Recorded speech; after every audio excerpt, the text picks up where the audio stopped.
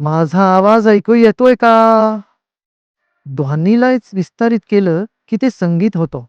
चालचलनाला ताल दिला की ते नृत्य होतं. मनाचे विस्तारण केले की ते ध्यान होते आणि जीवनाला विस्तारित केले की ते उत्सव होते. प्रत्येक ध्वनीचा उद्देश असा आहे की ते आपल्या अंतःकरणात शांती निर्माण करावी. कारण शांती ही सृजनशीलतेची जननी आहे. ती प्रेम आणि करुणाचे घर आहे. आपल्यातील शांती आपल्याला आपल्या खऱ्या स्वभावात उमलवते, जे म्हणजे आनंद, जे म्हणजे सुख आणि प्रेम. मला वाटते हेच आपल्याला स्वप्न पाहायचे आहे.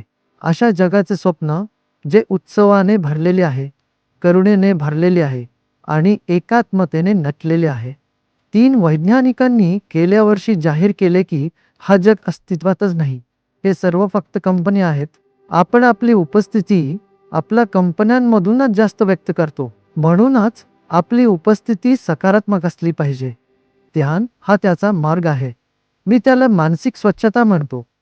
जसे लहानपणी आपण दातांची स्वच्छता शिकलो, तसे आता दररोज आपल्या मानसिक स्वच्छतेची काळजी घेणे गरजेचे आहे. दिवसातून किमान 2दा ध्यान करा. नाहीतर एकदा तरी. 2दा केलं तर अधिक चांगलं.